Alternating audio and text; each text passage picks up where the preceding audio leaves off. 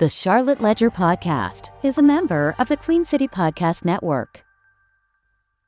This episode of the Charlotte Ledger Podcast is sponsored by Child Care Search. Does your search for childcare have you stressed out? There's a lot to consider, like quality, price, location, schedule, and more. At Child Care Search, a service of Child Care Resources Incorporated, our knowledgeable navigators can help you find licensed care that fits your family's needs. Visit www.findchildcarenc.org or call 1-888-600-1685 for free personalized guidance. Hi, I'm Lindsey Banks with the Charlotte Ledger, and you're listening to the Charlotte Ledger Podcast. For more information on the Charlotte Ledger, please visit thecharlotteledger.com. May was a very busy month for the city of Charlotte. Charlotte Mayor Vi Lyles announced her resignation, the I-77 toll lane expansion project was canceled, heated debate continues over data centers in Charlotte, and the months-long drought in Charlotte still persists. And that's just to name a few of the high-level things that happened this past month. So for today's episode, we recorded a Reporters Roundtable in front of a live audience on the morning of May 29th with Ledger editors Tony Mecia, Ashley Fahey, and myself, Lindsey Banks. And we kind of just go over some of the big things that happened in the city this past month and give you a little background information just to make sure you're all caught up as we head into the month of June. And we like to do these Reporters Roundtables once every few weeks just to kind of, talk with Charlotte Ledger readers, give them an opportunity to ask us questions in a live online webinar format and kind of just discuss what's happening because, a lot of times as reporters, we don't necessarily get to give our insights into the situation. So this kind of just gives us an opportunity to really break down and kind of share in a digestible way a little bit more beyond the reporting that we're doing on a weekly basis. So we hope you enjoy the conversation. Just going to go ahead and get started here. We'll start off by introductions. I'm Ashley Fahey. I'm the managing editor of the Charlotte Ledger. We have here with us Lindsey Banks, assistant editor, and Tony Mecia, of course, executive editor of the Ledger. So we survived almost. So I don't want to jinx it. We still got a couple more days of May. But yeah, so let's just go ahead and get into some of the topics. So I guess one of the biggest ones happened while Tony, happened to not even be in the country, but, Mayor Vi Lyles announced she would be resigning from her post, effective June 30th, which is the end of the fiscal year for the city. And, I guess when we heard the news, I know, Tony, you were abroad, but we were talking about it. Was anyone surprised by this? And what do you guys think of that announcement? I know it's been a few weeks now, the dust has settled, but any takes on what all that means and what's happened since? Yeah, that's a big question. And like you said, I had a long scheduled family vacation over to Europe, left that Wednesday night on an overnight flight. Was sort of dreary. That Thursday was on a train in Italy, and at 2:00 or so in the afternoon, my phone starts blowing up. Mayor's resigning. And I'm like, okay, well, I'm out for the next week and a half. But it was, I think the timing was a surprise. I don't think it caught people off guard entirely, at least the insiders and people who watch city council meetings. And, I know we're sort of among those people. I think anybody who has watched those in the last couple of months has noticed that something's a little bit off with the mayor, that she's maybe not as sharp, not as focused, maybe gets confused a little more easily than she used to. This was sort of the talk of insiders over the last month or two. And so I don't think the timing was a shock. I mean, she came out and she said, she wants to spend more time with her grandchildren. I mean, she is, I think, 73. She's been in this job for 8 years, has been with the city for, I think, 30 years. Certainly her right to leave. But I don't feel like we've gotten quite the full story on why that is. She's not really answering questions about it. But yes, I mean, to your point, Ashley, it sets off a big scramble because there's so many people that want that job. Yeah, no, I spent a lot of that day just calling a bunch of folks up about it. And a lot of what I had heard from them was kind of what we had been talking about for a while. We know that the 2027 mayor's race was going to be competitive. We knew that a lot of members of city council have been eyeing that job. But of course, this puts into overdrive. As one poor person I spoke to put it, it starts the chaos clock a little bit early. And I think it's been interesting to see kind of how council has responded and maybe talked about the process of how to appoint the next mayor, which, Tony, I know you did a piece on that this week. They talked about it at council. and kind of what comes next. But any thoughts on what we're going to see as far as the appointment? I know this is going to be a process over the next few weeks throughout June. The mayor did, WFAE and others reported yesterday that the mayor said she doesn't plan to resign until there's a successor in place. Any predictions on who we might see in that seat?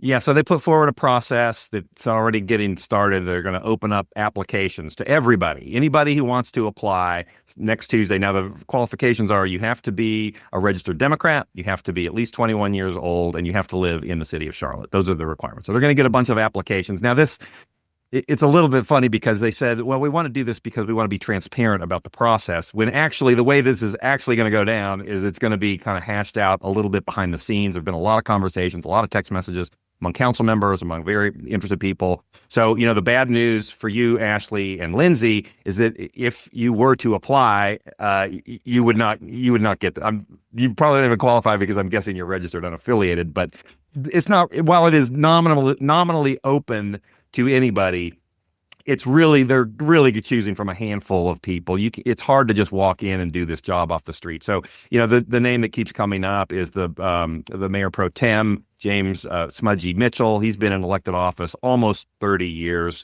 very well known. The question is, can he actually get 6 votes?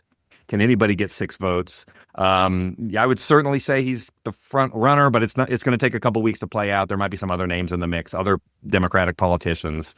But yeah, so it's all under the umbrella also of what's going to happen in the election in 2027. And the council has said, most of them, they don't want to appoint somebody as mayor who is going to turn around and run in 2027 because it gives them an advantage. They don't have to do that, but that seems to be the preference of most of them. Yeah, and I think that, a lot of folks I've spoken with about this say, well, there'll be a deal maybe where someone says, I won't run. I promise I won't run in 18 months and I'll just finish out Vi Lyles' term and that's it. But we know that has not been the case with other appointments for mayor in the past. So I guess we'll see how it goes. More to come on that front, but I know we've got a lot of other things to talk about. Another big topic this month, of course, was the rescission of support for the I-77 toll lanes. We know these have been very controversial with a lot of folks in Charlotte, particularly communities on the west side. They have come out and spoken at various committee meetings. Charlotte Regional Transportation Planning Organization, aka CARTPO, and other transit sort of public bodies and meetings about how they feel and that they don't like the plan. They think it's going to just be harmful for their neighborhoods. It has been talked about a lot on city council. I was at that meeting. I think it was May 11th. I was actually there for some other things, data center discussion, the budget, and some other things. And then at the end, that's when Councilmember Renee Johnson made a motion to rescind support for the toll lanes immediately after the council voted to pass a resolution. It was an interesting scene in the chamber. There weren't that many people left at that time. It was like 11 p.m. by this point. I would say there was probably a few dozen people at this point, a few reporters. And we were all just kind of looking at each other like, did that vote just happen? Like, am I understanding this correctly that this just happened? So I think that was kind of surprising. I would say it was certainly something I didn't expect to happen. Again, I have to say, if I could just cut in, it's unusual to have that happen. Usually these meetings tend to be fairly choreographed and there aren't a lot of genuine surprises. I think that was a genuine surprise. It was, absolutely. And like I said, they had just passed the resolution 10-1. And like I said, I know you could do both, and they did do both, but it just still was so surprising to me. So I had immediately after that, I had caught up with some people from the Black Political Caucus of Charlotte-Mecklenburg who were there speaking out against the toll lanes. And they basically said, this was a win for us tonight. We're very excited. And we're just going to know who voted for this and who voted against it. And that's going to factor into who we endorse for certain positions in the future. So even though it is ostensibly a separate thing from the mayor's resignation, I think you see thematically a lot of these things are kind of playing together here. But anyway, Tony, I know later in the month you then attended the CARTPO meeting. Can you talk about how all that went down? And that was the sort of final death knell, I guess, for this part of the project, at least. Yeah, again, another kind of unexpected vote. Was not on the agenda. The thinking was it was not going to be put on the agenda, and surprise, it was put on the agenda, and then they voted in favor of it, which is doubly surprising, really, because they needed a 2/3 majority because it wasn't on the agenda. So, it was kind of interesting to see. I think a lot of people were very surprised at that. This is a regional transportation body whose say-so carries a lot of weight. Now, it's kind of weighted in that Charlotte has, I think it's around 40% of the votes on there. So kind of all Charlotte needs to do is pick up a few other people, and they did in this case of the other towns in Mecklenburg County, as well as the county of Mecklenburg County and the city of Monroe to get that to carry. But, there was, and it was really led by John Higdon, the mayor of Matthews, who you think, well, why does Matthews have such a big say on I-77? And it's not really that close, but it is a regional transportation body, and they can kind of do what they want. The big question is sort of what happens now. And the state is kind of taking a hard line that, listen, you got to start from scratch. You got to start back over through the normal process, and that could take a number of years. Yeah, no, I know we did a really interesting Charlotte in Motion yesterday with WFAE's Steve Harrison, kind of looking at, what are some of the other options out here. Anyone have any thoughts on what is the likeliest outcome next? I know that we don't know for sure, and there's still maybe more questions than answers here, but what do you think is realistic for I-77 now that this has been effectively voted down? Isn't it true that, I was going to say, isn't it true that $60 million has already been spent on the planning process, right? So now the state's kind of just out of that money. That's correct. Yeah. I mean, they spent $60 million on the planning and preliminary design. Now, does that mean that all of that work is for nothing, or are there some elements of that they could use on some sort of scaled down project? The regional transportation body, CARTPO, needs to kind of figure out what it wants to ask for. Like, what is the consensus view of what should happen on that corridor? And it's probably maybe having less of an impact on the uptown neighborhoods. But, this is I think, an 11-mile stretch, very congested. Anybody who's ever driven that, 160,000 cars a day. Would toll lanes have solved that? It was one of the questions. It just maybe not. But what can be done there? So they're a little bit back to the drawing board. Yeah, absolutely. I guess we'll have to see what happens, but certainly did not expect that. I knew, again, there was going to be some contentious conversations around 77 this month, but I certainly did not expect all that to go down. So that was certainly a big deal, I think. Another thing that I've been tracking, and I'll just quickly mention it because we haven't had a vote on it yet with council, is data centers. I've been tracking this one for a while, even before my time, I would say, at the Ledger, but even since I joined in September, it's just been bubbling up more in conversations lately. A lot of people are just concerned about these hyperscale data centers, which are the ones that are powering AI and some of the heavy, digital infrastructure requirements our society now necessitates.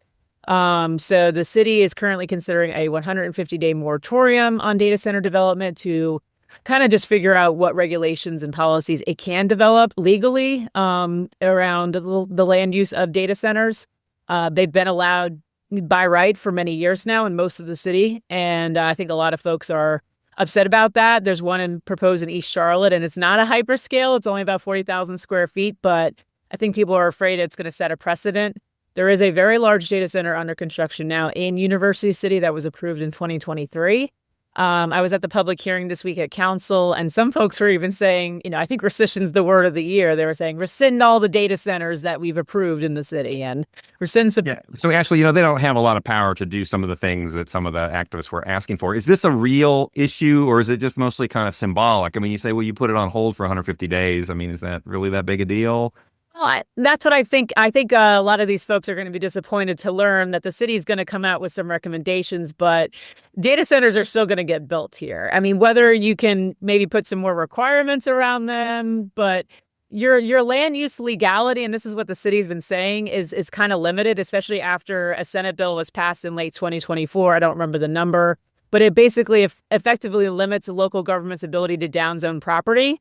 You have to get the written consent of all property owners, which just feels completely insane and not doable. It's not really a feasible thing. So because of that bill, a lot of local governments are limited in what they can do around regulations of this type of thing. So I think when we get to the end of that 150 days, we'll see what they propose, the city proposes. But data centers, I think, are still going to get built here. And I think that's going to be disappointing to the opponents who showed up on Tuesday. The drought. We have a question on data centers in the chat. Oh, we do. Okay. Is it a small vocal minority, or are you hearing a wider pushback? It's sometimes hard to say. The minority has been very vocal for sure on this topic, but I think it's coming up a lot. I mean, even people who I talk to who aren't showing up and protesting at city council meetings are concerned about data centers, and they're concerned about their power bills going up. What impact does it have on me as a ratepayer? I do think that's a relevant question to a lot of folks. Whether or not they're, outright against them or just have more questions and clarifying questions about what exactly a data center is, what impact does it have on me as a citizen and as a ratepayer especially, I think that question is common. I think that is widespread. I think people are wondering that. But certainly the level of opposition that we saw on Tuesday, I don't think is every single person. That's just my take on it, though. We'll be right back to the conversation, but first, this episode of the Charlotte Ledger podcast is presented by Childcare Search, helping families navigate childcare with confidence. Want to move on while we're on the topic of big water and power and other needs. Water got brought up in the context of data centers because we are in a drought. And we may not be I think we got downgraded from extreme to severe. I don't know if I'm remembering those terms correctly this week because we've had some rain. But Lindsey, I know you've been working on this. You went to the farmers market earlier this month. These folks have been dealing with the drought and dry conditions for months now. So tell us a little bit about what you learned and what folks should just know about the impact this is having on them. Yeah, kind of like you said. I think the drought, I don't know when it officially started, but I think it's been since the fall or maybe early winter since the region has had a good solid rain. So it has it's been something that's been building up, and with restrictions going into place doesn't really, they were more residential restrictions, not commercial restrictions. Farmland was not being told that they couldn't irrigate, but a lot of local farmers rely on well water, and, the well water level was, just extremely down. Like I talked to one farmer and said that usually his well's overflowing. I think he said 5 gallons a minute, just, typically. And during the drought, it's been so far down, not overflowing at all. And so it's kind of limited what farmers can plant and how much they actually can plant, because if they don't have water to germinate the seeds, even just planting, you're just putting seeds in powder. One farmer described it, and it's not able to take root because there's no water. And we've had some scattered random rain showers, which I think has made it a little confusing, and I'm not quite sure. I kind of get the general sense that not everyone knows we're in such an extreme drought, because we do get these random pockets of rain, but it's not enough, and it won't be enough for a while, I think, to just really reverse the damage. But because of that, because local farming, and even in other parts of the country, out west and in Florida, are experiencing extreme weather climate patterns, it's really raising the price of produce. If it hasn't already, it's definitely going to be coming in the next month or two. And farmers couldn't really predict how much, to expect prices to increase. But I did get the sense, especially from local farmers, that they're going to try to absorb as much of that cost as they can. And then there's a whole other layer to farming right now with fuel prices, and the prices of fertilizer, are expensive. And so that's also affecting prices of produce. But just locally, the drought is really putting a strain on what farmers can actually grow. I will say, I've never heard farmers say these are great times and things are going really well. It seems like it's always something, whether it's extreme heat or, labor costs or fuel costs or cost of commodities or whatever. Right. And I did talk to the owner of Renfro Hardware in Matthews, David Blackley, and he was telling me that, it's not a great time for farmers, but it is a great time for home gardeners and people that have, smaller gardens that are growing fruits and vegetables, because, they still technically can hand water. Restrictions haven't really affected that. And also, I think with farming, I'm not a farmer and I don't know much about agriculture, but dry is good for, farming. Too much dry, obviously, which is what we're going through now, is not. But when, you have a lot of water, it can cause diseases and, with leaves on certain plants and stuff. So dry conditions it's good if you can control, the water. So the balance, I think typically, you want that nice balance of wet and dry, but obviously right now the scale is tipped toward more dry. Yeah, well, speaking of water and kind of a not really related, but trying to do a segue here, Lake Lure just recently reopened. And Lindsey, I know you've been tracking that and other sort of impacts and effects from Hurricane Helene. Can you talk about what you learned about that and what folks who maybe want to go over there and support Lake Lure from seeing so much in tourism and other things dry up, what they should know? Yeah, Hurricane Helene. I mean, it's been, I guess, a year and a half now since it struck Western North Carolina back in September 2024. And it's not shocking, I don't think, to me, but it is still, I don't know, it's still kind of hard to wrap your mind around the fact that the area is still in recovery. And Lake Lure, it's a lake town. It is a town. I forget how many residents, very small town, but the town is the lake and it's a big tourist area. Their main tourism season is Memorial Day through Labor Day.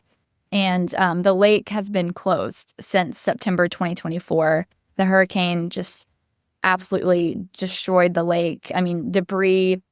It's a mountain town, so, it's kind of sits in a valley. So if you're thinking about all the rain that's coming down, rolling off the mountain into the lake, all the debris and sediment and trees that it's bringing, there were literal tons of sediment, debris. You also had, wood from boats and docks and just so basically everything just piled into this lake, and it's taken a year and a half to clean it. And but now the town has reopened. It opened on Memorial Day.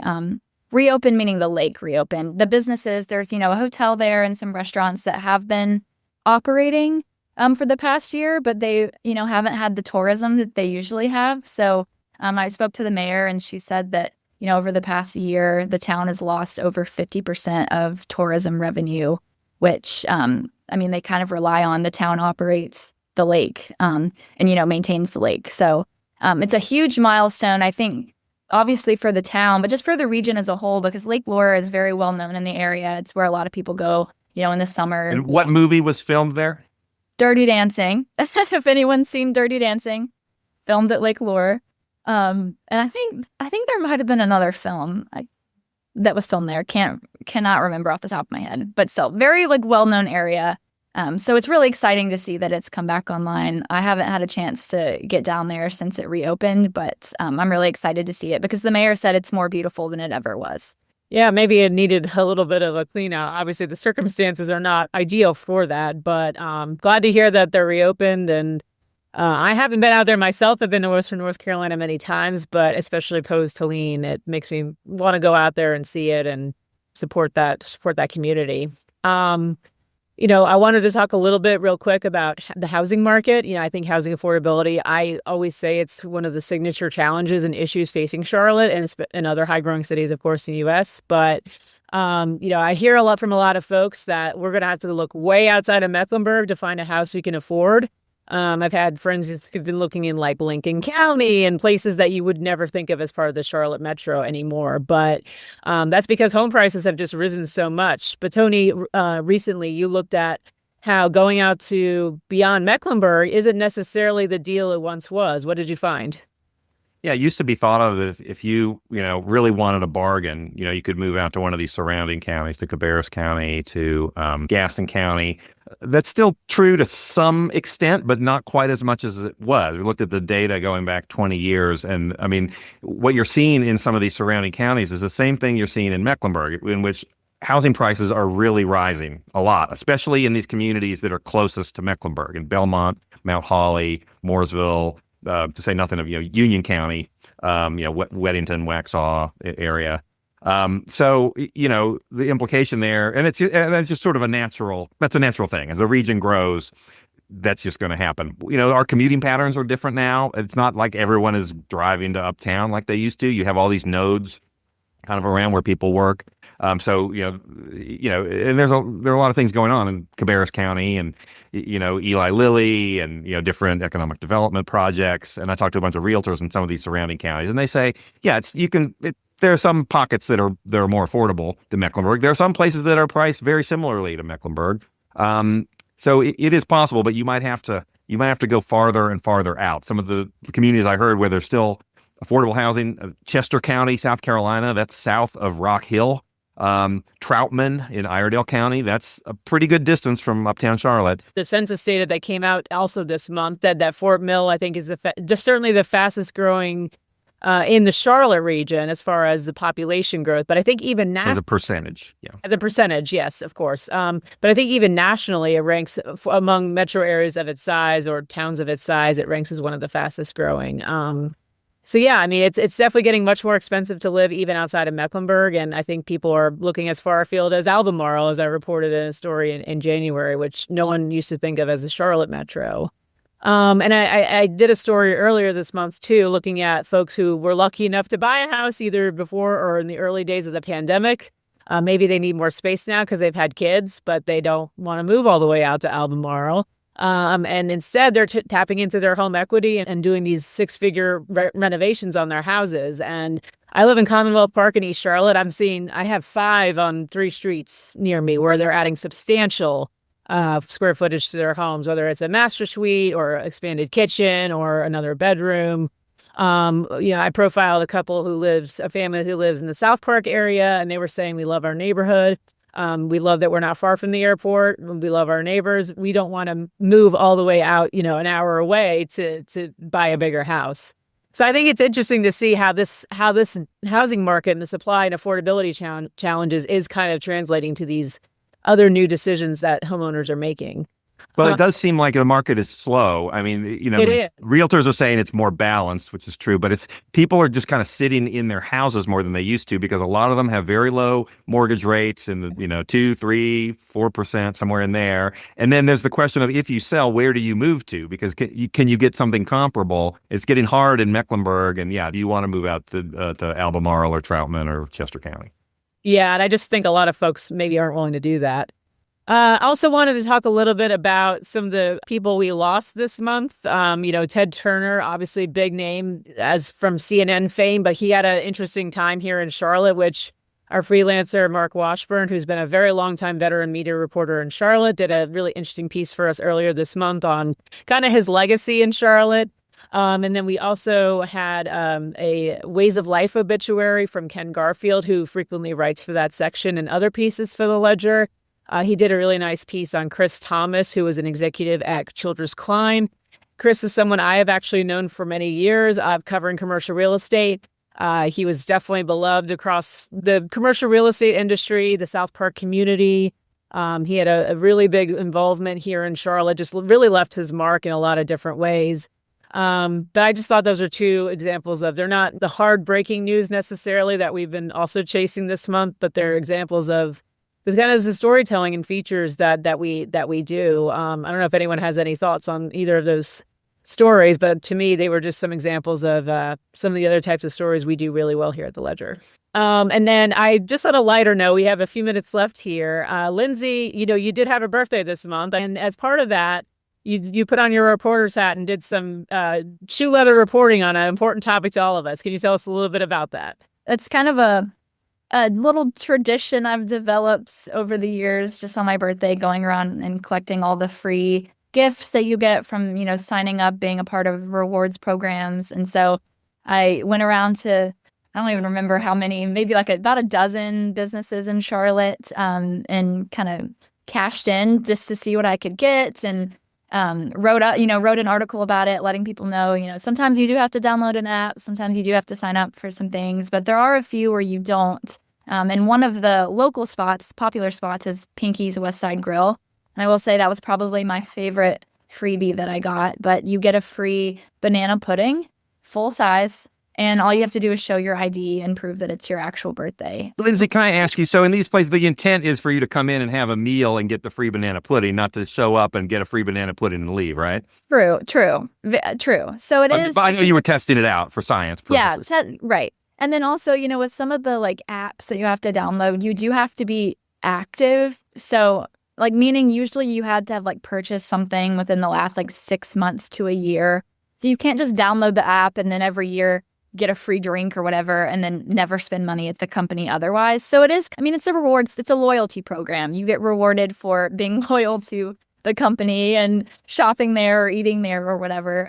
But I mean, if you're going there anyways, and if you find yourself frequenting those businesses, might as well sign up for the loyalty program because you also get discounts and free things throughout the year as well. But your birthday is when it's all, designated one day, or in some cases, you have like a window, like Jenny's ice cream, you have usually about a month to cash in on a free ice cream cone. But yeah, so I got quite a bit of free stuff on my birthday this year and thought I would share. So, yes. Not share the banana pudding, but share the tips. No. Yes, share the tips. Well, it's a story that resonated with a lot of our readers because I think everyone loves a good deal, and what better time than on your birthday. And that was a fun one. I enjoyed that. I'm certainly going to be downloading a few apps, which I don't like doing, but I will be doing to get some freebies. Just want to wrap up here. I know we're kind of getting close on time, but I just wanted us to go around the horn here and just say a story that we haven't covered that we enjoyed or kind of stood out to us. We obviously put out a lot of content, and some of it is, again, not always the hard-hitting, like breaking news, but there's still some worthwhile things I think worth shouting out. So, Tony, if you want to kick us off on something that stood out to you in May. Yeah, I liked Michelle Krause's piece last week, just looking at what the legislature might do as it relates to hospital systems. She's been reporting on, on Atrium and Novant, some of the other big hospital systems. It looks like the legislature is at least trying to advance some bills that would rein in CEO pay at Atrium, maybe open up some of their meetings more under open meetings laws, things like that. I just think the larger picture of sort of what the legislature is doing and how it affects our region is important. I had a piece this week sort of looking at, is there going to be any fallout from the I-77 toll lane debates? And so there's always this question of how is the legislature going to kind of mess with Charlotte? What are they going to do? And it does have an effect here. So I thought that was the piece by Michelle was a good part of that. Yeah, and it's a good way of showing that, like, these stories we report out, these things we follow sometimes for years at a time. There could be some, as if we do our jobs well, there could be some tangible outcomes there. So that's cool to see. Lindsey, how about you? What stood out to you in May as far as our stories? And I think one of my favorite pieces this month was a piece written by John Short. He's a freelancer that we work with quite a bit, and he is a very big Charlotte history buff, I would say. And usually when he works with us, it's something related to Charlotte history. And so this month, he looked into the history of a neighborhood in Charlotte called Eastover. And it was kind of, back in the 1920s, it was one of Charlotte's first, like, automobile-centered focused neighborhoods. And I think prior to the 1920s, a lot of the wealthier suburbs of Charlotte were kind of built around the streetcar. And this was the first one that broke away from the grid-like streets and kind of was built around rolling streets and was meant more for, people living in homes to have private car access, which seems kind of crazy if you think of, what Charlotte looks like today, that it was ever designed any other way. But so he just kind of looked into the history of Eastover, and I think the story was a part of a series that he's going to be working on for us over the next year called Love Thy Neighborhood. So the idea is he's going to look at a bunch of neighborhoods across Charlotte and dig into their history. So that was just a really great piece. And I love pretty much everything John Short writes for us because it's really cool just to learn about, we're all the time writing pieces about what's happening currently in Charlotte. And I just think it's a nice break to look back and see, how far we've come and where we came from. So I'm going to just round up here, finish up here. The piece that I really love this month, which, I'm not a sports person by any stretch, but this is certainly a different take on a sports topic, which is soccer moms, the cliche we think of and gets talked about all the time as far as, the overly aggressive mom showing up to the sports games with the orange slices. But Carol took a nice spin on that, and she interviewed a lot of Charlotte FC players about their relationship to their moms. And there were just some really heartwarming anecdotes and stories in that. I thought it was a really well done story. It was a fun play on this, again, term we hear all the time, and just was a great example of good storytelling and really human-centric reporting, which I think Carol is especially great at. So just really wanted to shout that piece out because I thought that was super enjoyable. Well, I know that was, we went a little over than we normally do, but we had a lot to cover, so I'm not mad about it. Thank you, everyone, for joining the Reporters Roundtable. Lindsey and Tony, thank you for sharing your insights and for chatting with us about the news. And hopefully we'll do these a little bit more frequently in the future. But thanks again, everyone, and have a good weekend. And that is a wrap on this episode of the Charlotte Ledger podcast. To our listeners, thanks for listening. If you're interested in watching the YouTube recording of this particular Reporters Roundtable, you can find us on YouTube. Just search the Charlotte Ledger and it should pop up. For more information on the Charlotte Ledger, please visit thecharlotteledger.com. This episode of the Charlotte Ledger podcast was produced by Lindsey Banks. This episode of the Charlotte Ledger podcast was presented by Childcare Search, providing families with personalized guidance and free referrals for quality childcare programs. QueenCityPodcastNetwork.com.